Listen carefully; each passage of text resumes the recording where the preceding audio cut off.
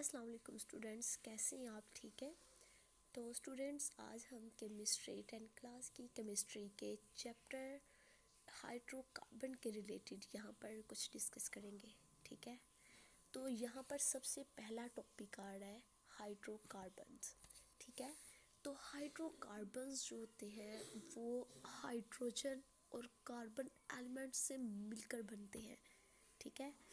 Hydrogen और carbon element से मिलके बनने वाले कंपाउंड्स हैं। हाइड्रोकार्बन्स जो होते हैं ये फॉसल फ्यूल्स होते हैं। ठीक है। ये फॉसल फ्यूल्स होते हैं जैसे कि कोयला, कुदरती गैस और थे एनर्जी के सोर्सेज की। तो एनर्जी का सबसे बड़ा सोर्स सूरज है। कुदरत में एनर्जी का सबसे बड़ा सोर्स सूरज है, लेकिन सूरज के बाद एनर्जी का जो बड़ा सोर्स है वो फॉसल फ्यूल्स है। ठीक है। यहाँ तक समझ आ गई सबको? तो चलिए नेक्स्ट हम बात करते हैं हाइड्रोकार्बन्स की इकसाम यानी कि टाइप ऑफ हाइड्रोकार्बन्स। तो स्टूडेंट्स, हाइड्रोकार्बन्स की दो टाइप है, ओपन चेन या हाइड्रोकार्बन्स की पहली टाइप है ओपन चेन या लिफैटिक हाइड्रोकार्बन्स, और दूसरी हमारे पास है क्लोज चेन या साइक्लिक हाइड्रोकार्बन्स। ठीक है स्टूडेंट्स। तो अभी हम पढ़ते हैं ओपन चेन या एलिफैटिक हाइड्रोकार्बन्स। अच्छा स्टूडेंट्स, ये ऐसे हाइड्रोकार्बन्स हैं जिनका पहला और आखिरी एटम, ठीक है, यानी टर्मिनल कार्बन एटम्स, पहला और आखिरी कार्बन एटम्स एक दूसरे के साथ जुड़े हुए नहीं होते।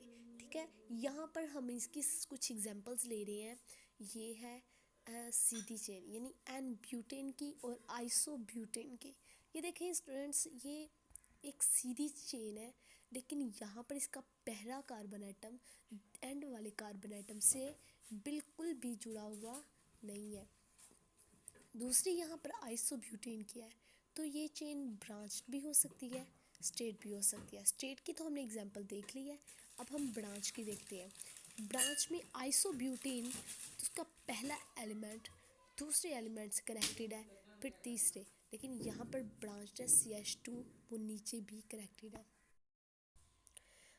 स्टूडेंट्स, यहाँ पर हमने बात की है ओपन चेन की। ठीक है। ओपन चेन को मज़ीद दो इकसाम में हमने डिवाइड किया है। ठीक है। दो उसकी इकसाम है, सैचुरेटेड हाइड्रोकार्बन्स और अनसैचुरेटेड हाइड्रोकार्बन्स। ठीक है। सैचुरेटेड हाइड्रोकार्बन्स वो हाइड्रोकार्बन्स हैं जिसके कार्बन एटम के सिरों पर सिंगल बॉन्ड होता है। ठीक है। यानी कार्बन कार्बन के दरमियान सिंगल बॉन्ड हो, सैचुरेटेड हाइड्रोकार्बन्स कहलाते हैं। अच्छा, सैचुरेटेड हाइड्रोकार्बन्स पैराफिन्स भी होते हैं। ठीक है। ये पैराफिन्स होते हैं क्योंकि इनके जो चारों सिंगल बॉन्ड होते हैं, इनके सिरों पर सिंगल बॉन्ड होते हैं। यहाँ पर हमने कुछ एग्जांपल ली है सैचुरेटेड हाइड्रोकार्बन की।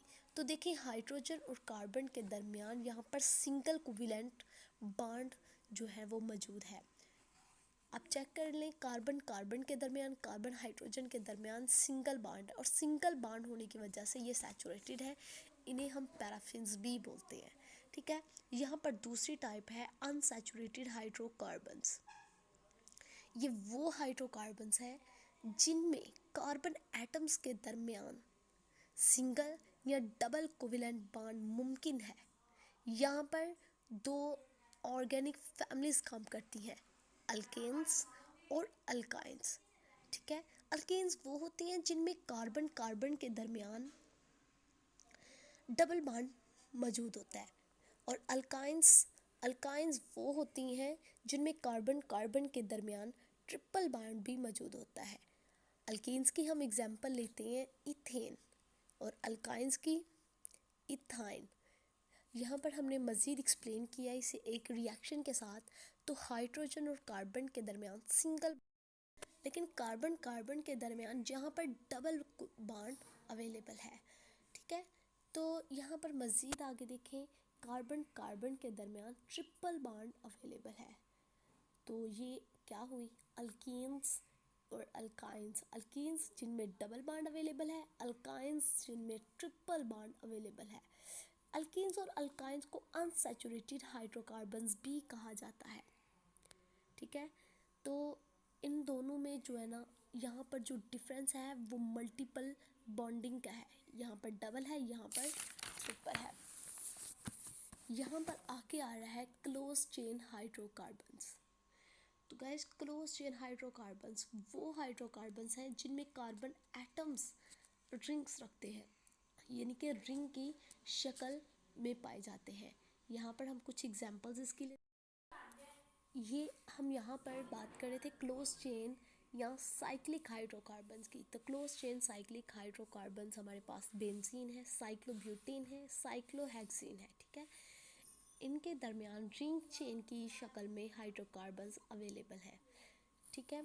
तो हमें यहाँ पर आज के इस लेक्चर में हमने पढ़ा था कि हाइड्रोकार्बन्स क्या हैं, उनकी कितनी टाइप्स हैं, कौन कौन सी टाइप है, ठीक है।